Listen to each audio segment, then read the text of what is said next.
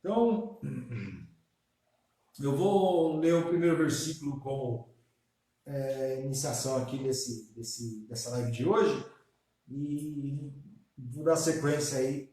Nós vamos falar provavelmente, né, se Deus permitir, capítulo 10 e capítulo 11. Amém? Apocalipse capítulo 10,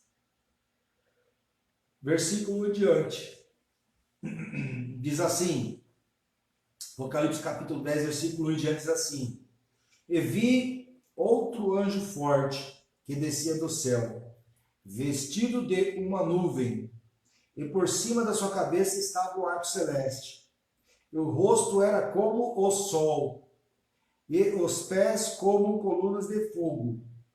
E tinha na mão um livrinho aberto, e pôs o pé direito sobre o mar e o esquerdo sobre a terra, e clamou com grande voz, como quando brama o leão. E havendo clamado, os 7 trovões fizeram soar as suas vozes.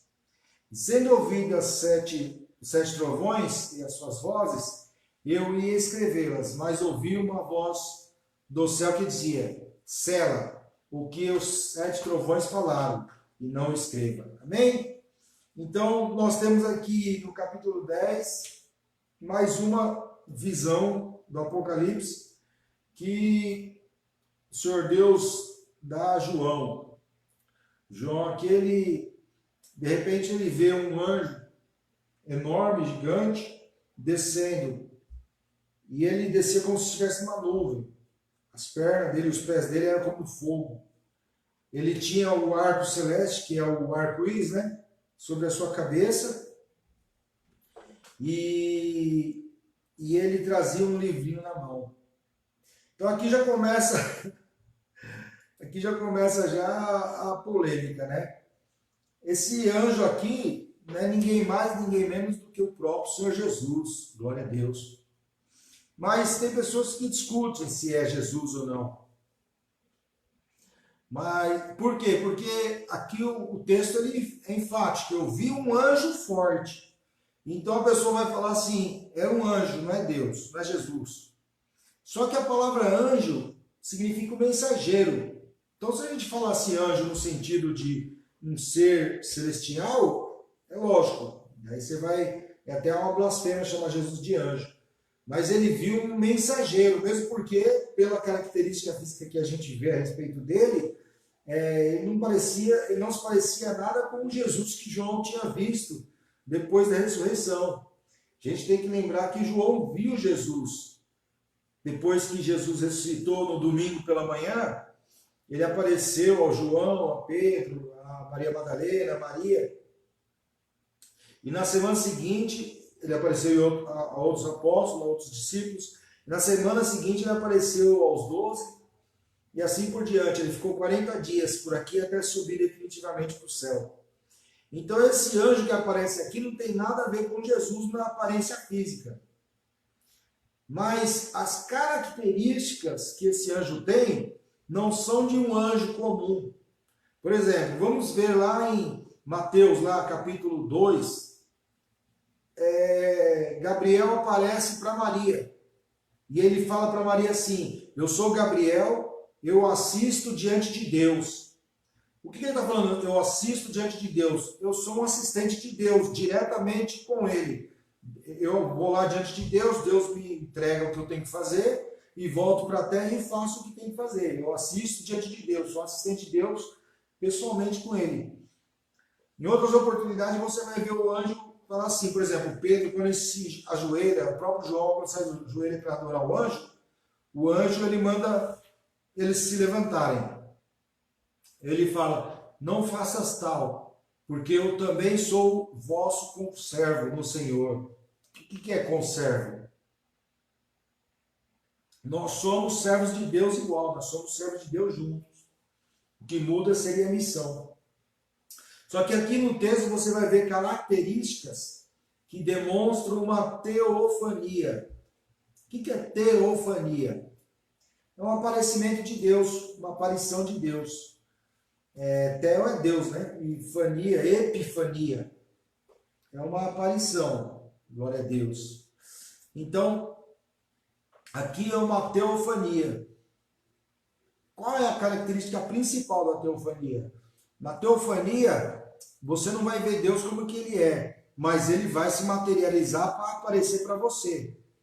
Ele fez muito isso lá no Antigo Testamento. Jacó lutou com um anjo, que era o próprio Deus, segundo o entendimento bíblico. Abraão esteve de frente a Deus. Gideão esteve de frente a Deus. Josué esteve frente a frente com Deus. E assim por diante. São teofanias, são aparições de Deus. Deus se transforma ou ele aparece de uma forma física para agir no meio da humanidade.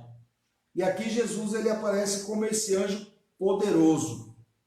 Ele vinha sobre uma nuvem, vestido de uma nuvem, e em cima, na cabeça dele, tinha um arco-íris, o arco celeste. Daí, mais para frente, tem outras características dele que vai demonstrar que ele é Jesus. Então eu vou indo, no decorrer do texto eu falo, tá bom? Glória a Deus. E tinha na mão um livro aberto e pôs o pé direito sobre o mar e o esquerdo sobre a terra. Aqui já vai uma contradição dentro do que as pessoas costumam apresentar de Apocalipse. Eles falam assim, o mar significa a humanidade, o mar significa as pessoas. Em determinados textos o mar significa mesmo. Mas aqui ele pôr o pé sobre o mar e sobre a terra, nada mais é do que ele está demonstrando que ele é toda a autoridade na terra. Ele é a maior autoridade na terra. Quando ele coloca o pé sobre a terra e sobre o mar, é como se ele estivesse falando assim, tudo aqui é meu, tudo pertence a mim. Amém? Glória a Deus. E isso é uma das demonstrações da autoridade do poder de Deus. Glória a Deus, aleluias. E quando Jesus, pessoalmente, nessa teofania, vai falar com João, é mais uma vez o crédito que nós temos que dar à palavra de Deus. Eu sempre falo, né, que se você não tiver reverência à palavra de Deus, você dificilmente vai enxergar Deus na palavra. Se você não tiver reverência à palavra de Deus, dificilmente você vai conseguir olhar para a palavra com a reverência que ela merece ou que você precisa dar a ela. E isso vem com a consciência de que Deus, quando fez a sua palavra, ele cuidou dela pessoalmente. Amém? Então você vê o Senhor Deus, Jesus, né? Todo poderoso, demonstrando que ele é autoridade, demonstrando que ele que domina o mundo. E ele vai entregar o livro para João. E esse livro o que é? Não é a Bíblia, lógico.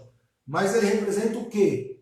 Esse livro ele representa a profecia de Deus. Como assim a profecia? A mensagem de Deus. Lembra quando nós falamos dos selos? Lá no primeiro selo, quando Jesus abriu o selo, eu falei que o livro selado significa o plano de Deus, o plano de salvação para a humanidade. Esse livrinho é mais ou menos como se fosse isso. João vai comer esse livrinho para a partir daí ele poder profetizar as nações. Você vai ver isso no livro de Jeremias. Jeremias, quando ele foi chamado, ele recebeu também a palavra de Deus e Deus mandou ele comer para que ele profetizasse as nações. Então, aqui João já é um representante da igreja. João, nesse caso, ele não está representando os judeus. Nesse caso, ele não está representando o Antigo Testamento. Nesse caso, ele está representando a igreja cristã. Amém? Glória a Deus. Daí, ele fala dos trovões, que é um mistério que ninguém sabe, não dá para saber, não foi escrito, João não falou para ninguém. Versículo 5 em diante. E o anjo que vi estar sobre o mar e sobre a terra, levantou a mão ao céu e jurou por aquele que vive para todo sempre. Aqui é mais uma característica de que é o próprio Jesus que está falando. Deixa eu abrir aqui uma passagem. Glória a Deus. Eu vou abrir aqui Mateus capítulo 5. ou 6? Acho que é 5. Agora que eu lembrei, era bom se já tivesse aberto. Aqui, ó. Mateus capítulo 5, versículo 33. Olha como que ele fala. Outro sim, ouviste que foi dito aos antigos, não jurarás, mas cumprirá os teus juramentos ao Senhor.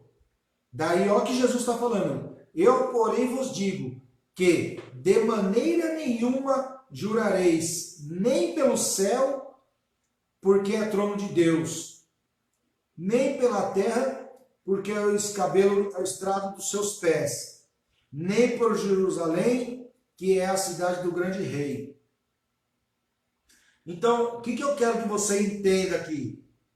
A Bíblia fala assim, não é lícito ao homem, não é lícito a eu e você jurar por nada, porque na mesma passagem mais para frente, ou um pouco antes, Jesus fala assim, você não pode jurar nem pelo cabelo da sua cabeça, porque ele cai toda hora, vamos dizer assim, né? Então, nem pelo cabelo da sua cabeça você pode jurar.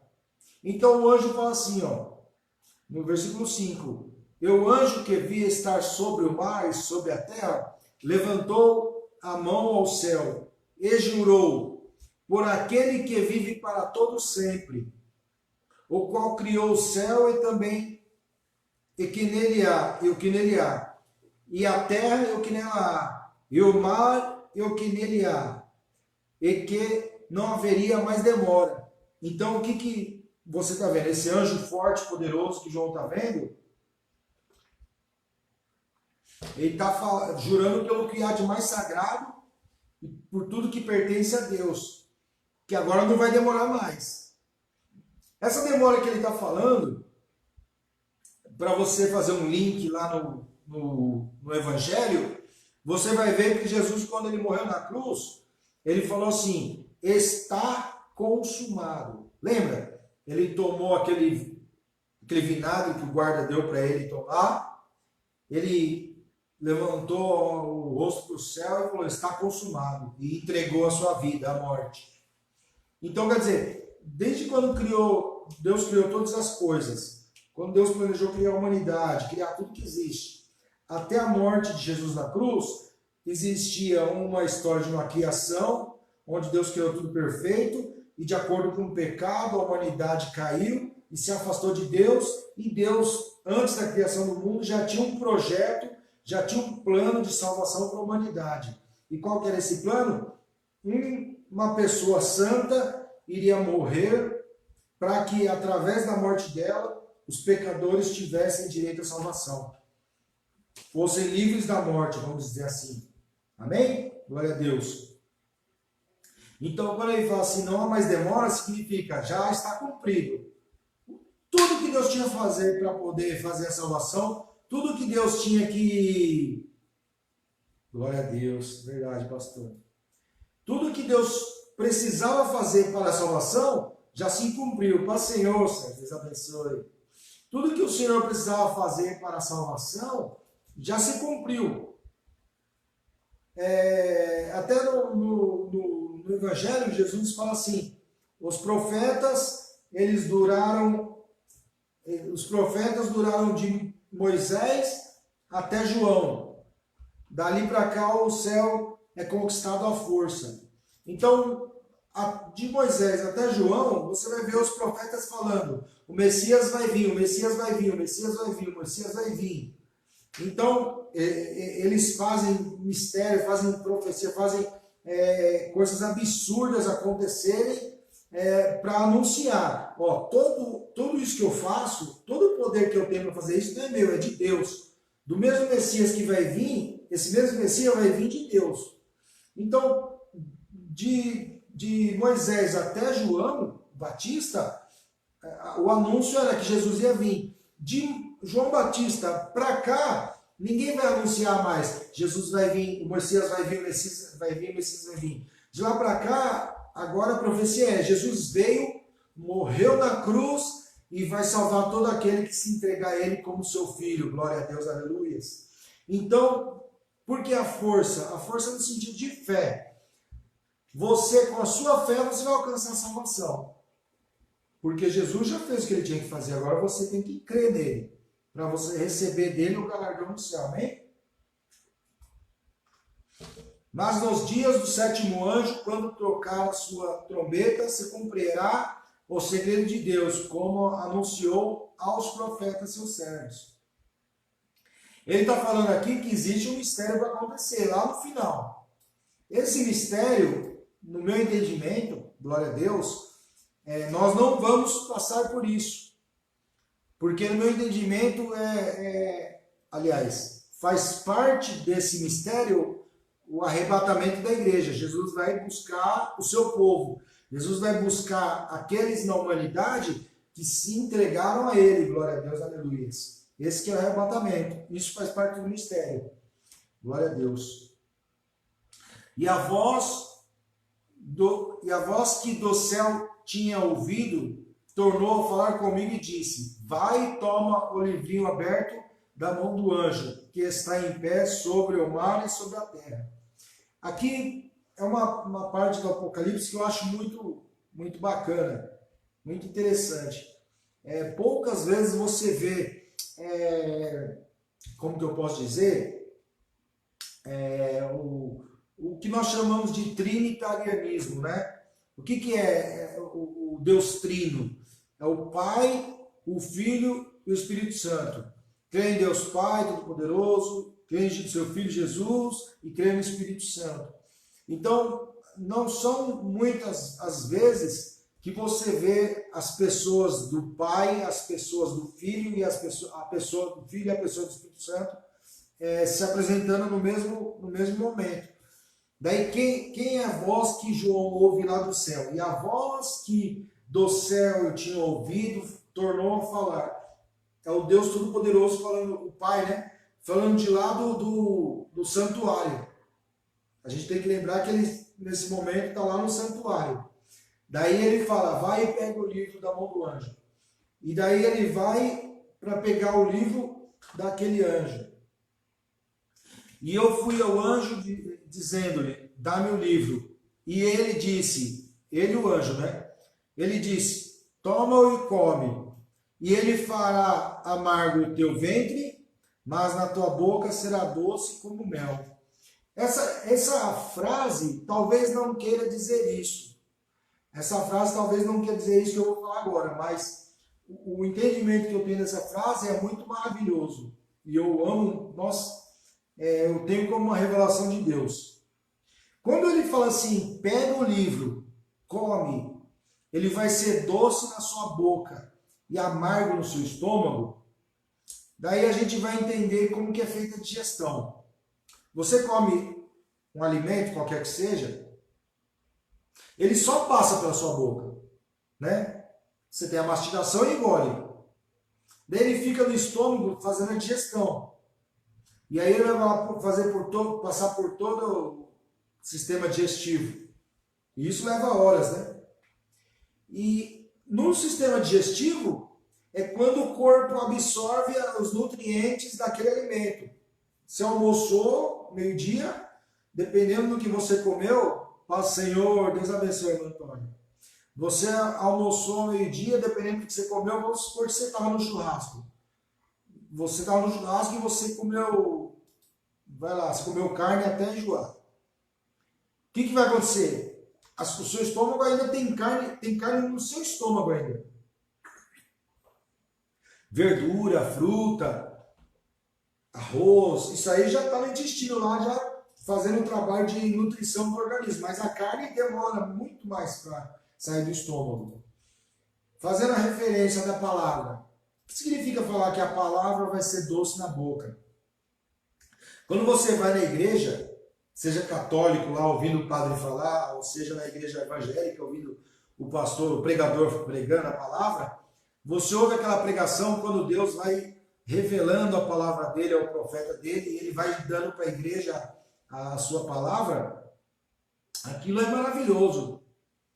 Quem não ouvindo a palavra de Deus, ouvindo uma pregação, não fica maravilhado com aquilo que Deus dá para a igreja dele, né? E isso é o que é mel na boca. Mas por que que ele é azedo no estômago, amargo no estômago? Porque para você se transformar num santo de Deus, para você se transformar num servo de Deus, você tem que digerir aquilo. E digerir aquilo, glória a Deus, para o Senhor, Cristiane. E para você digerir aquilo, é aí que é amargo. Porque quando vem a palavra de Deus, quando vem a palavra de Deus para mim, para você, a princípio, ela é maravilhosa, né? A princípio ela é linda, né? Só que aí você tem que pegar a palavra de Deus, você tem que se enxergar naquele contexto e você tem que trazer aquela pregação para a sua vida. E trazer aquela pregação para a sua vida significa o quê? Além de tudo, né? Significa você, glória a Deus, aleluias, deixar as coisas erradas, deixar de fazer aquilo que desagrada a Deus, apagar o velho homem da sua vida, deixar de fazer aquilo que Deus não se agrada, deixar de fazer aquilo que você sabe que é errado, porque a palavra ela fala com você. A palavra ela vem e diz para você, você tem que largar isso, você tem que largar aquilo. E a pessoa que adora a Deus, a vontade dela é realmente deixar de pecar. A pessoa que adora a Deus, que ama a Deus, realmente a vontade dela é fazer a vontade de Deus. Só que quando chega no dia a dia, você quer parar de falar palavrão. E como que fica? Você quer parar de fazer as coisas erradas. E como que fica? Então, por que essa palavra ela é amarga no estômago? Porque é muito difícil você viver aquilo. É a parte mais difícil. A palavra ela vai bater contra o seu eu. A palavra ela vai contra o seu querer, as suas vontades. E o que vai acontecer? É doloroso você se transformar por intermédio da palavra. Amém? Às vezes você vê o irmão que se transformou por intermédio de uma experiência, de um testemunho, ou qualquer que seja. Mas você ir lá simplesmente ouvir a palavra, trazer para a sua vida. Puxa vida, Deus, eu vou parar de fazer isso. Puxa vida, eu vou mudar isso. Puxa vida, eu vou deixar de ser fofoqueiro. Puxa vida, eu vou deixar de fazer o mal para os outros. É isso que é o amargo, né, da palavra. Glória a Deus. Daí ele tomou o livrinho da mão do anjo e realmente o livro foi doce na boca e ele foi amargo no estômago. E ele me disse, daí agora vai ser necessário você entender esse versículo 11 para você continuar no capítulo 12. Para você continuar no capítulo 11, nós estamos no capítulo 10. Daí no versículo 11 ele disse assim, e ele disse-me, importa, ainda é o anjo que está falando, é Jesus falando com ele ainda, que não é um anjo, né? Eu já expliquei o que é teofania. É Deus falando com ele. E ele disse-me, importa que profetizes outra vez a muitos povos e nações e línguas. Paz, Senhor. A muitos povos e nações e línguas e reis. Sabe o que ele está falando aqui? A princípio você vai entender assim, ele está mandando João profetizar. Entenda uma coisa, quando João está tendo essa visão, ele já está quase para morrer já, vamos dizer assim. Ele não passou muito do ano 100. Essa visão ele teve mais ou menos no ano 95, 96. E ele, nessa época, já tinha sido liberto, né, provavelmente, ou estava para ser liberto da ilha de Patmos. Em todo caso, ou já estava liberto, ou estava para ser liberto. Mas o caminho qual que seria? Ele voltar para a igreja que ele pastoreava e vai ficar lá até a velhice. Ele já era velhinho já. E vai ficar lá até a velhice e até chegar o dia dele descansar no Senhor. Só que olha o que hoje está falando para ele. E ele me disse, importa que profetize outra vez a muitos povos e nações e línguas e reis. lá atrás... Ah, não, lá atrás não, peraí. Nós vamos falar em algum momento aqui, nós estamos no 11, né? Nós vamos falar mais para frente sobre a distinção entre o povo do mundo, o povo de Israel e o povo de Deus. Por exemplo, quando eles estão lá diante de trono, os 144 mil estão cantando e existe uma multidão de todos os povos e línguas e nações louvando a Deus. Quem são esses povos e línguas e nações, essa multidão? Esse mesmo versículo 11. E ele disse-me, importa que profetizei outra vez a muitos povos e nações e línguas e reis. Quem que é esse povo? Do que ele está falando? Ele está falando do cristianismo. A palavra de Deus ali no versículo 11 do capítulo 10 está falando do cristianismo. Ele está contando o cristianismo da morte de Jesus na cruz para frente. Ou, se você preferir, do Pentecoste, que foram 50 dias depois da morte de Jesus, para frente. Mas quando o anjo está entregando para ele, ele não está pensando na data que eles estão. Porque ali já existia muito crente já. Muito cristão, né, vamos dizer assim. Ali já existiam muitos cristãos. Então, quando o anjo está falando isso, ele está falando assim, agora, daqui para frente, é necessário que seja profetizado. O que é essa profecia que ele fala? Vamos voltar lá. O que é essa profecia que ele fala? Ele fala assim, importa que profetizeis. O que ele quer dizer com isso? Importa que profetizeis.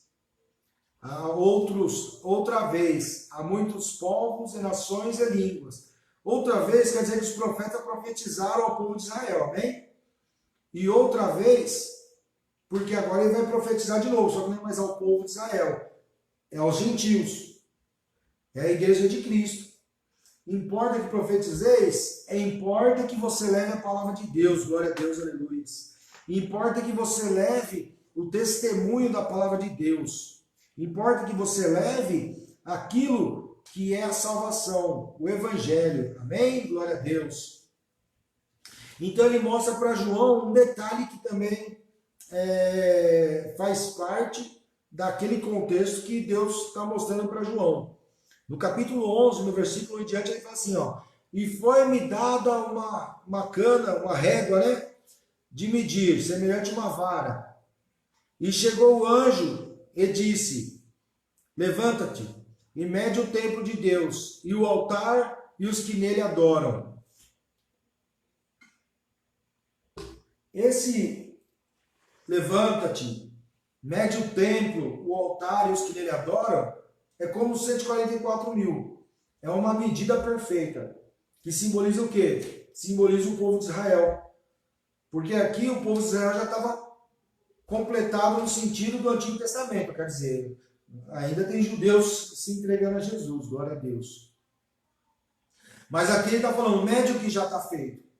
É isso que ele está falando. Daí ele fala, e deixa o átrio.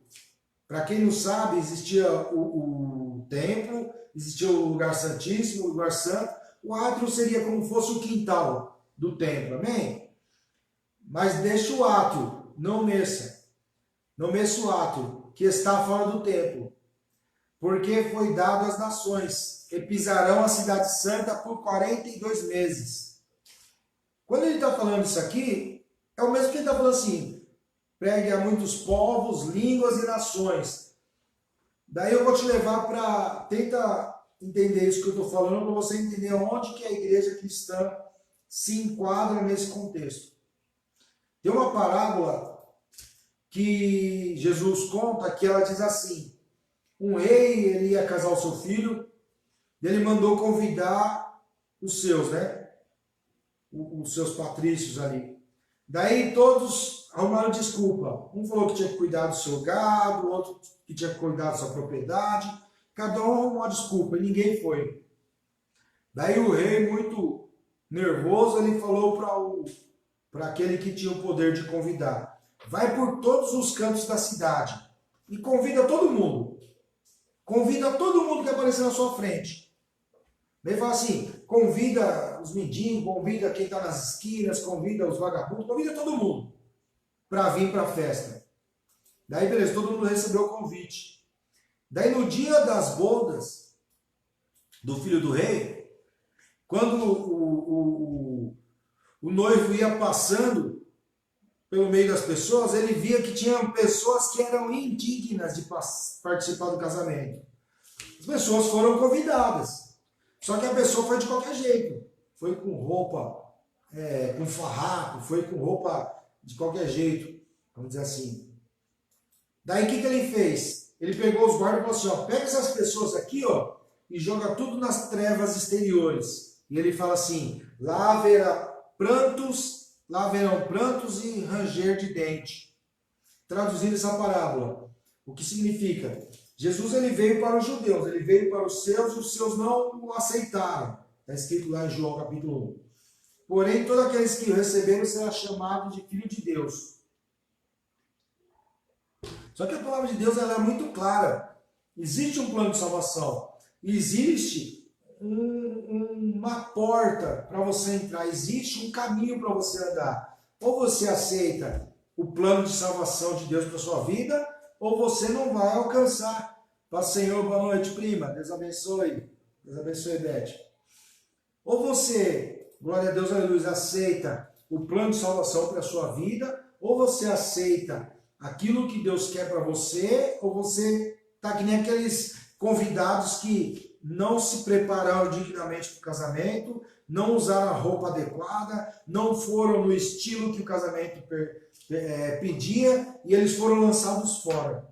Então, é isso que está falando aqui nesse capítulo 2, ó. Deixa o átrio que está fora do templo, não mete. Ou seja, você não tem a quantidade, a quantificação de pessoas que vão ser salvas no Novo Testamento. Ele não está falando isso, ele está deixando em aberto. Não meças, porque foi dado às nações, e pisarão a cidade santa por 42 meses. Esses 42 meses é a era cristã, desde a subida de Jesus para o céu até a vinda dele para buscar a sua igreja. Amém? Agora que entra a parte que, como que eu vou dizer, existem muitas polêmicas dentro desse texto. Por que tem muita polêmica? Porque existem diversos tipos de interpretações e essas interpretações muitas vezes beiram mais eu não quero colocar crítica nem deixar de forma pejorativa, cada um sabe de si. Mas vamos lá. Daí ele fala para João que ele tem que comer o livrinho porque ele tem que profetizar a muitas nações, a muitos povos. Só que o próprio apóstolo João, nós sabemos historicamente que ele morreu logo em seguida. Então você vai falar assim, mas espera aí, se ele tinha que profetizar muitas nações, muitas línguas, muitos povos, então ele tinha que estar vivo.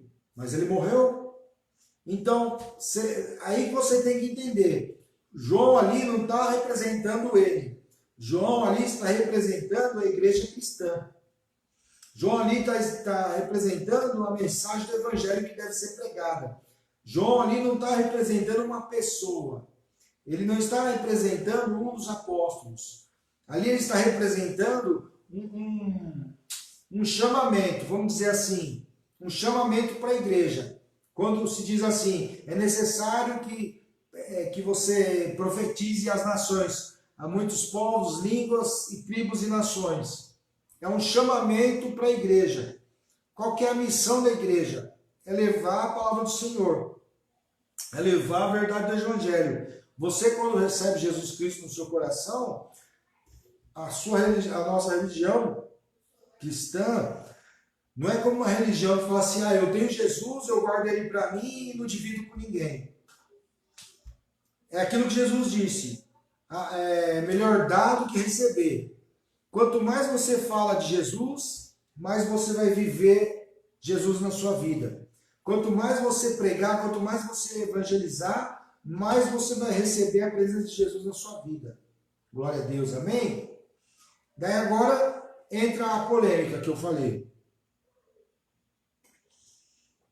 Existe uma interpretação do Apocalipse a respeito dos 1000 anos, a gente vai falar disso lá na frente, em que diz que haverá 1000 anos depois que a igreja subir. E nesses 1000 anos, Jesus vai vir para governar o mundo. É uma interpretação, não vou criticar essa interpretação. Mas esse texto não está falando desses 1000 anos. Aliás, está falando desses 1000 anos, mas não está falando que esses 1000 anos vão acontecer depois do arrebatamento da igreja. Para você entender, as minhas testemunhas profetizarão por 1260 dias. Esses 1260 dias, você vai ver ele como 3 dias e meio, você vai ver ele como uma semana, né? Você vai ver ele como 42 semanas, você vai ver ele como 1000 anos. É um número simbólico. E quando ele fala assim, essas testemunhas profetizarão por 1260 dias, ele está dizendo assim, o evangelho vai ser pregado durante todo esse tempo. Essas testemunhas, tem pessoas que acreditam que são 2 pessoas que vão descer na terra e vão ser provavelmente Elias e Moisés, ou Elias e João Batista, ou Moisés e João Batista, que foram profetas do Antigo Testamento, porque o Antigo Testamento acaba em João, né? Aliás, os profetas acabam em João. Então, tem gente que acredita isso. Essas 2 testemunhas são 2 pessoas que vão vir. Mas o contexto do texto de Apocalipse e o contexto do capítulo 10 e 11 está dizendo assim, o anjo veio, entregou o evangelho, entregou a profecia, o profeta recebe a profecia, ele vai viver a vida dele, aquela profecia, e ele vai levar aquela profecia para o mundo. E importa que você profetize as nações. O que é que importa que profetize as nações? Importa que durante todo o tempo que a igreja estiver na terra, a igreja vai falar às nações. Então, por que você vai levar em consideração que estas 2 testemunhas não são 2 pessoas? E é a igreja. Você vai perceber, desde o Antigo Testamento, que sempre um profeta ele tinha o seu ajudante. Você vai perceber que em Eclesiastes fala que é melhor andar em 2 do que em 1. Porque se um cair, o outro o ajuda a levantar. Você vai ver lá Jesus mandando 70, Mateus 12, Lucas 12, 10 ou 12. Jesus mandando a comissão dos 70, ele mandava de 2 em 2. Quando ele está se despedindo no Monte das Oliveiras, que ele está subindo para o céu, ele fala assim, e vós sereis as minhas testemunhas de Jerusalém, em Jerusalém, em todos os confins da terra. O que ele está falando? É exatamente isso que está dizendo aqui. Vocês serão minhas testemunhas em todos os povos, línguas e nações. Testemunha do quê? Você vai falar do Evangelho. Você vai falar do amor de Cristo. Então essas 2 testemunhas, que o texto está dizendo, elas são símbolos. Ela representa o evangelista, ela representa o pregador, ela representa aquele missionário, ela representa quem? Ela representa eu, representa você. Aquele que abre a boca para falar de Jesus. Aquele que abre a boca para falar do poder de Deus. Mas quais são os principais contrastes aqui que muitas vezes as pessoas não acreditam que seja a igreja?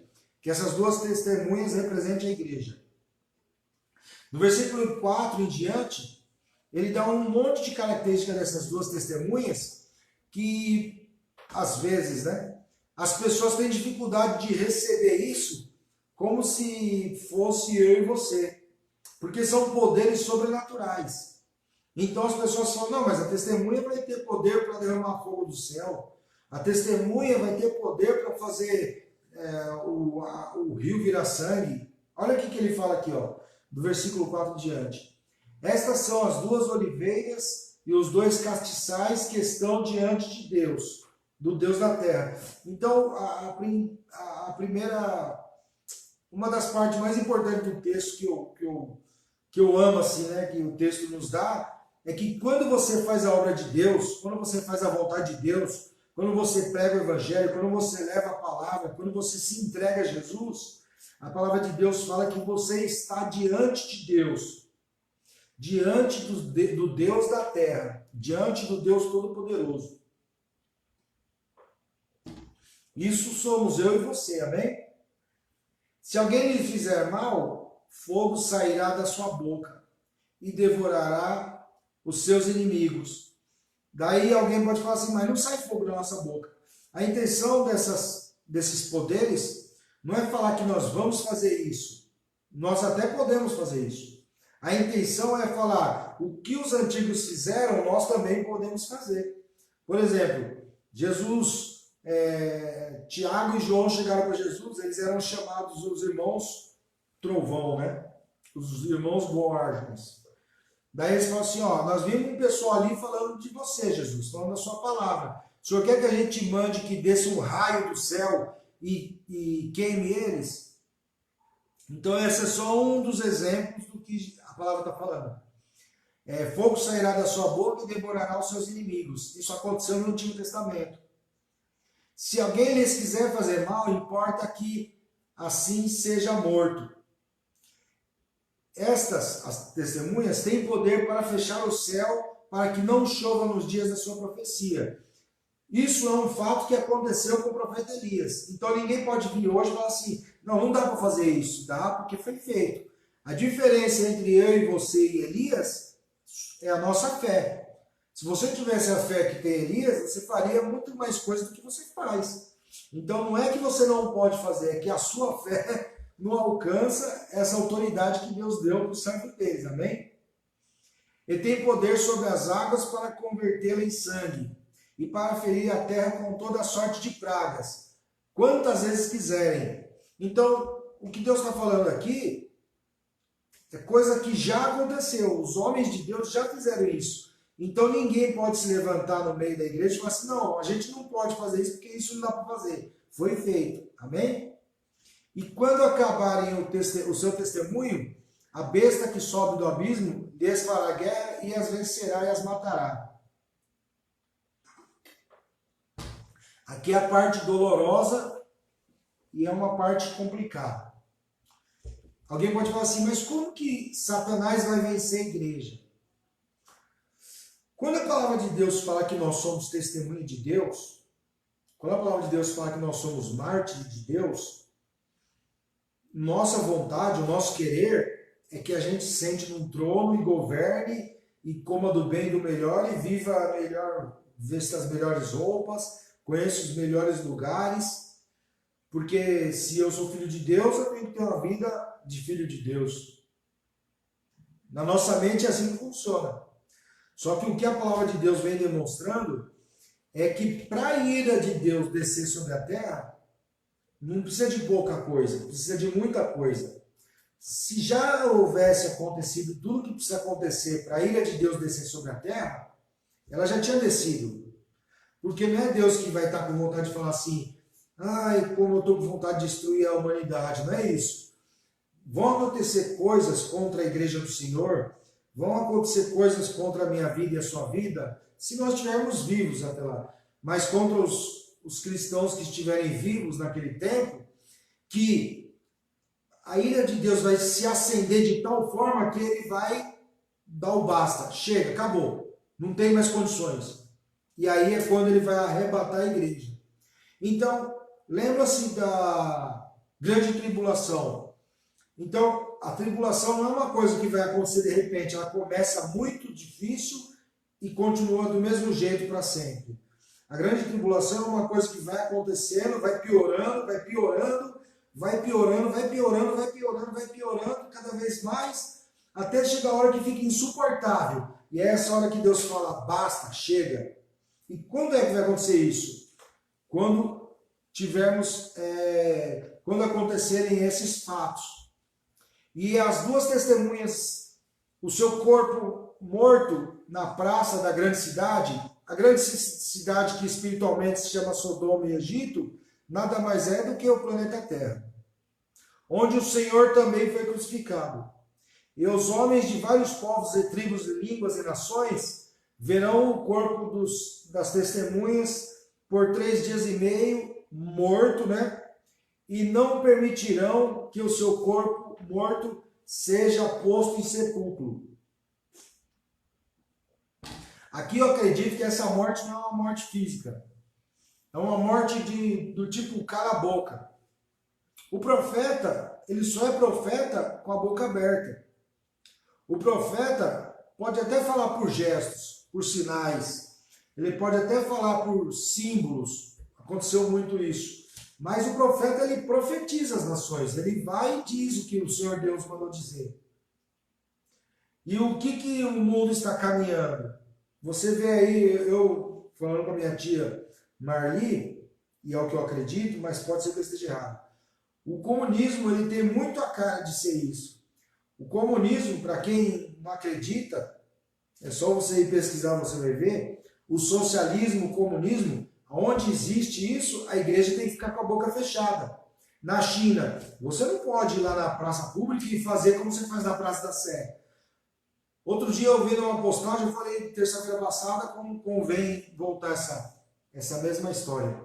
O vereador querendo fazer uma lei para proibir de fazer evangelização dentro do ônibus.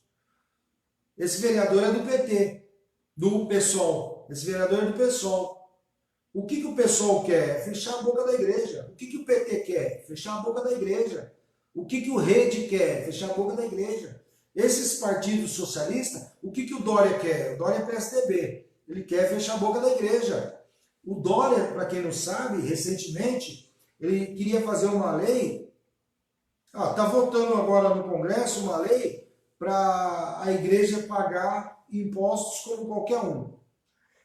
O Estado não ajuda a igreja para fazer as obras de caridade, mas quer ganhar dinheiro em cima da igreja. É assim que a gente vê. Então, o Dória mesmo, ele é um anticristão, um anticristo. Se ele é contra Cristo, vamos dizer assim, vai para não criar polêmica. Então, a tendência, o mundo está caminhando para isso.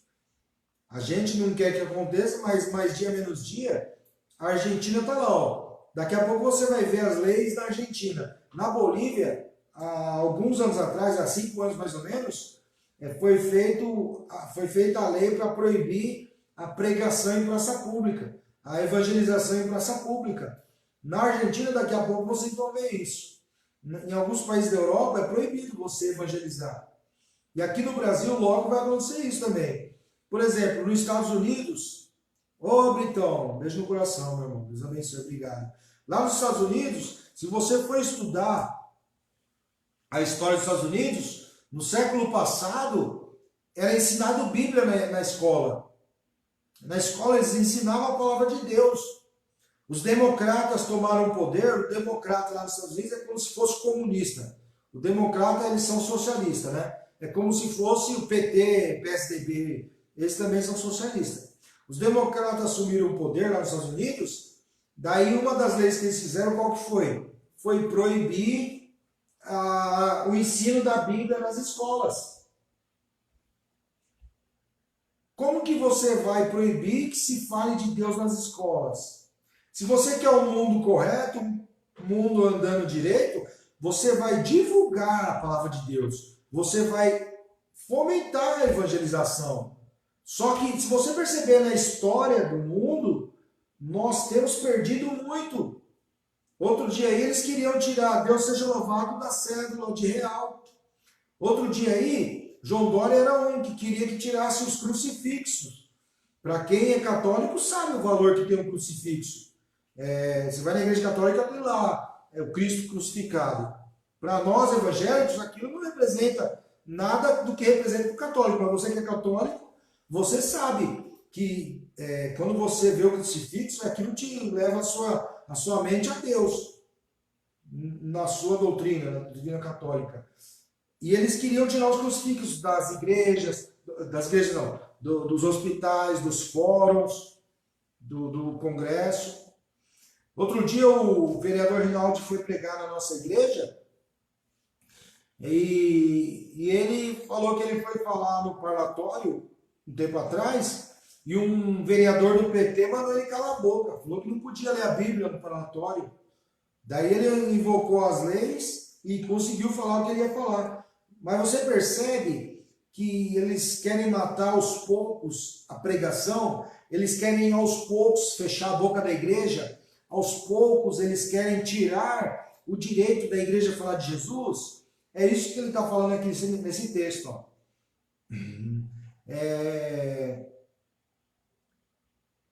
E matarão o seu corpo e jazerá, quer dizer, o corpo vai ficar morto, né? E jazerá o seu corpo morto na praça da grande cidade, que espiritualmente se chama Sodoma e Egito. O que é essa grande cidade? É o mundo. Você vai ter os cristãos, você vai ter o cristão no mundo, mas o cristão não vai poder falar de Jesus. O cristão não vai poder levar o evangelho. E aqueles que pregarem a palavra nas igrejas vão ser destruídos, vão ser mortos. Isso acontece na África, isso acontece na Ásia, isso acontece nos países muçulmanos, isso acontece nos nossos dias. E os homens de daí eles não vão permitir que sejam sepultados, ou seja, eles vão escarnecer da gente, ou seja, mesmo com as leis proibindo a igreja de levar a palavra, mesmo com as leis proibindo o cristão de falar do nome de Jesus, eles ainda vão tripudiar em cima de nós. E os que habitam na terra regozijarão sobre eles e se alegrarão e mandarão presentes uns para os outros, porque esses dois profetas tinham atormentado os que habitam sobre a terra. O que ele quer dizer com atormentar? Quando você chega lá em algum lugar, você fala, isso é pecado, abandona o pecado, se converte a Jesus. O que as pessoas costumam falar? Ih, lá vem esse crente aí falar de Jesus, lá vem esse cristão aí falar de Jesus, lá vem esse maluco aí falar desse tal Deus aí. Não é isso que eles falam? Quando você fala de Jesus, aonde quer que você esteja, você atormenta, você causa, porque você vai estar batendo contra o reino do inferno. E Satanás, ele se atormenta quando você começa a falar. Daí, ó, presta atenção no símbolo que esse texto traz no fim do mundo. E depois, aquelas testemunhas vão estar mortas sobre a terra durante 3 dias e meio. Né? 3 dias e meio é um símbolo, é um período, não dá para saber quanto tempo é isso que vai acontecer, essa perseguição mais ferrenha. A pior perseguição que a igreja já viu vai ser nesse período. E depois daqueles 3 dias e meio, o Espírito de vida vindo de Deus entrou neles. E puseram-se sobre os pés, ou puseram-se de pé, né? E puseram-se sobre os pés. E caiu grande temor sobre os que os viram. E ouviram uma voz do céu que lhes dizia, subi cá. O que essa voz, o Espírito de Deus é o próprio Espírito Santo de Deus, né? O que essa voz do céu disse para as testemunhas? Subi cá. Esse é o arrebatamento da igreja. É uma outra forma que o Apocalipse está usando para simbolizar o arrebatamento. Então esse subir cá não é para 2 pessoas, como muita gente acredita. Esse subir cá é o arrebatamento da igreja. A igreja ficou calada, sendo escarnecida, sofrendo, sendo morta, humilhada durante esse período. A perseguição vai apanhar, vai sofrer aquelas perseguições que nós sabemos. Daí vai chegar o dia que vai ser o arrebatamento. E subiram ao céu em uma nuvem, e os seus inimigos os viram. Ou seja, a humanidade vai contemplar o arrebatamento. E naquela mesma hora, houve um grande terremoto, e caiu a 10ª parte da cidade. E no terremoto foram mortos 7.000 homens, e os demais ficaram muito atemorizados e deram glória a Deus do céu. Amém? O que significa? Subiram as testemunhas e aí começou a vir uma catástrofe. Ele está falando depois do arrebatamento da igreja, vai começar uma sucessão de catástrofes que a gente já tem falado sobre isso durante o livro de Apocalipse. E quando vierem essas catástrofes, já são as catástrofes para o fim do mundo. Então o que a palavra de Deus fala em suma? Existe uma verdade só, trazida por Deus. E essa verdade é o Evangelho, que aqui é simbolizada nesse livro, que o anjo entrega para João digerir, comer e se alimentar dele. Só que nós sabemos que João morreu naqueles dias, logo na sequência. Então, quando ele fala, importa que profetizeis por muitos dias, a povos, línguas, nações, ao mesmo tempo que é João que está vivendo aquela situação, não tem como esse fato do versículo 11 ser vivido por João. Então, quem é que vai profetizar aos povos, nações e línguas? Somos eu e você. Então, quando a palavra de Deus fala que nós vamos levar a palavra de Deus, que aqueles que levam a palavra de Deus estão diante de Deus na terra, diante do Deus da terra, a palavra de Deus está dando a importância que nós temos uma incumbência. Nós, como igreja do Senhor, nós, como servos de Deus, nós temos uma missão. A nossa missão é árdua. A nossa missão não é sentar nos primeiros lugares. A nossa missão não é andar de primeira classe. A nossa missão não é, glória a Deus, aleluias, viver como filho de rei. Jesus disse isso. Jesus fala assim, ó, se fazem isso a mim, ele fala com outras palavras, né? Se fazem isso a mim, o que farão então aos servos? Então Jesus ali já disse, se perseguiram ele, se mataram ele, se torturaram Jesus, imagina aí você que somos só servos. Só que quando Deus nos chama de testemunhas, quando a palavra de Deus se refere a nós como testemunhas, a palavra de Deus está dizendo assim, ó, são vocês que são o peso da minha medida. Então, por que muitas vezes, quando alguém faz mal para a igreja, aquela pessoa não é destruída, como a palavra de Deus fala? Porque nações não são destruídas. Porque o Evangelho, por outro lado, ele nos ensina a ter misericórdia. O Evangelho, por outro lado, ele nos ensina a ter a paz, trazer o amor, trazer a face de Cristo. Jesus não disse, se você tomar uma bofetada num lado do rosto, você tem que oferecer outra face, lembra disso? Então, o ser cristão é tudo isso. O ser cristão é carregar sobre si uma incumbência que vai custar a vida de muitas pessoas. Porque nós podíamos ser cristãos de ficar escondido nos cantos esperando o grande dia. Só que a palavra de Deus nos ensina que nós somos cristãos para falar do amor de Jesus. A palavra de Deus nos ensina que nós somos cristãos para levar a verdade do Evangelho. Nós temos que mudar, fazer diferença na vida das pessoas. Amém?